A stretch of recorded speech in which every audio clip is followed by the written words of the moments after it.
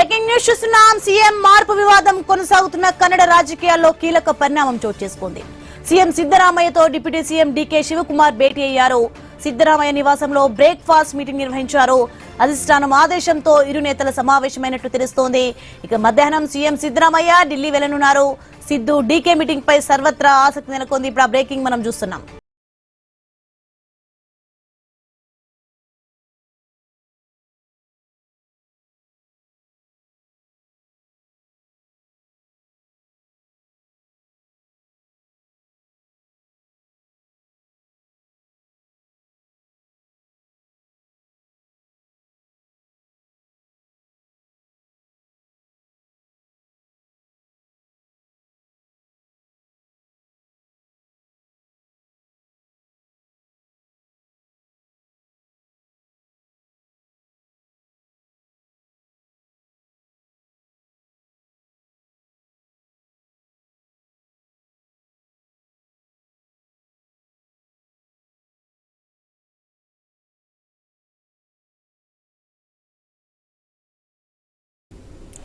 CM మార్పు వివాదం కొనసాగుతున్న కన్నడ రాజకీయాల్లో కీలక పరిణామం చోటు చేసుకుంది. సీఎం సిద్ధరామయ్యతో డిప్యూటీ సీఎం డీకే శివకుమార్ భేటీ అయ్యారు.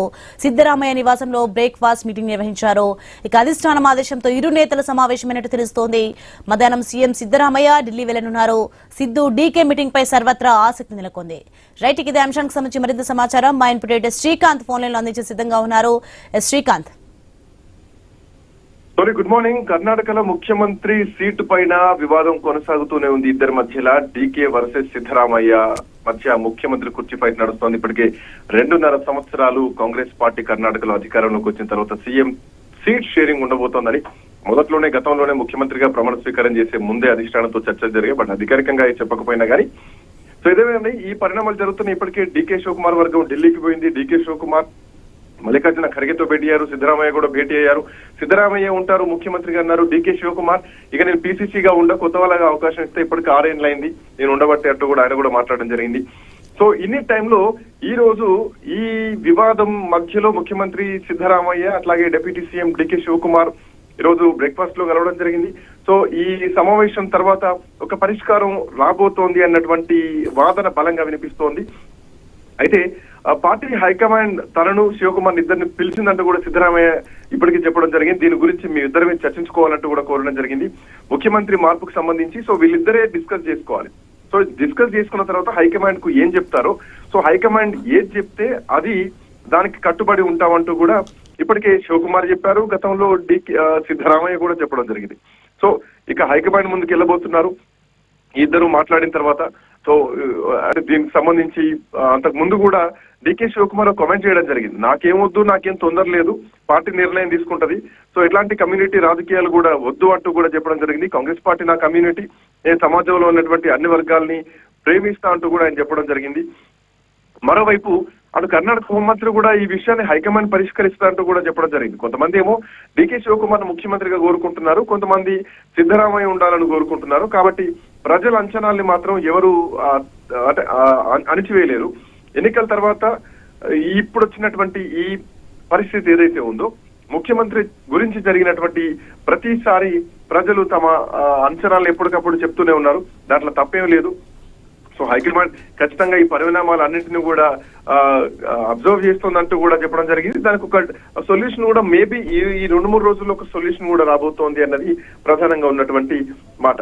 సో 2023లో కాంగ్రెస్ పార్టీ ప్రభుత్వం ఏర్పడినప్పుడు 2.5 సంవత్సరాల ప్రాతిపదికన ముఖ్యమంత్రి కోసం ఆ పదవి కోసం ఒప్పందం కుదిరిందని డీకే శివకుమార్ మద్దతు ఇచ్చేటువంటి ఎమ్మెల్యేలు అంటున్నారు.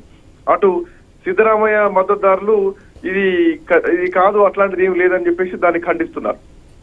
సో ఏదేమైనా కానీ కర్ణాటకలో కాంగ్రెస్ పార్టీ ప్రభుత్వం మొన్న నవంబర్ 20వ తారీఖు నాటికి 2.5 సంవత్సరాల పదవీ కాలాన్ని పూర్తి చేసుకుంది. డిప్యూటీ సీఎం గా డీకే శివకుమార్ ఉన్నారు, ముఖ్యమంత్రిగా సిద్ధరామయ్య ఉన్నారు. సో ఇందులో డీకే శివకుమార్ మద్దతుదారులు కొంతమంది ఇప్పటికే ఢిల్లీ వెళ్లి ఖర్గేని కలిశారు.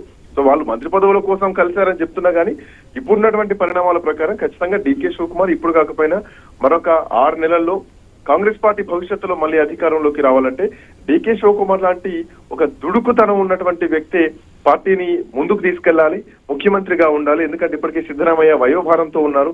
సో ఆయన పదవీ కాలానికి ఇప్పటికీ ఆపి కాంగ్రెస్ పార్టీ భవిష్యత్తులో మళ్ళీ గెలవాలన్నటువంటి పరిస్థితులు క్రియేట్ కావాలంటే డీకే శివకుమార్ తప్ప కాంగ్రెస్ పార్టీకి వేరే ఆప్షన్ మాత్రం లేదని చెప్పాలి.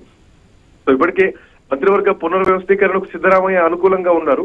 మరోవైపు ఒకవేళ మంత్రివర్గ పునర్వ్యవస్థీకరణ జరిగితే ఇప్పట్లో ముఖ్యమంత్రి మార్పు ఉండదనే సంకేతం అనాలి. ఎందుకంటే డీకే శివకుమార్ వర్గీయులకు కూడా మంత్రి పదవులు ఆశిస్తున్నారు. ఒకవేళ వాళ్ళకు కూడా ఇస్తే ఇక డీకే శివకుమార్ ముఖ్యమంత్రి ఆశల పైన నీళ్లు జల్లినట్టే.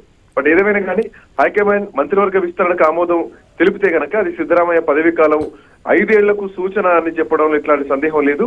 ఇది శివకుమార్ ముఖ్యమంత్రి అయ్యేటువంటి అవకాశాలని తగ్గిస్తుందని కూడా పార్టీలో ఒక నమ్మకం నడుస్తోంది. సో ఏదేమైనా కానీ ఇప్పుడున్నటువంటి పరిస్థితుల్లో ఈ రోజు జరిగినటువంటి ఈ బ్రేక్ఫాస్ట్ మీటింగ్ ఏదైతే ఉందో సో దీంట్లో ఒక కీలక పరిణామం అని చెప్పాలి. వీళ్ళిద్దరూ మాట్లాడుకున్న తర్వాతనే అధిష్టానం దగ్గరికి అంటే అధిష్టానం ముందుకు వీళ్ళిద్దరూ వెళ్ళనున్నారు. సో దీని తర్వాత సిద్ధరామయ్య ఢిల్లీ వెళ్తారు. ఈ భేటీ తర్వాత ఈ రోజు మధ్యాహ్నం బయలుదేరి వెళ్ళబోతున్నారు. దీని తర్వాత అధిష్టానం ఏ నిర్ణయం తీసుకుంటుందన్నది సో మరికొద్ది గంటల్లోనే తేలబోతోంది. Soni right, thanks for the information Srikanth.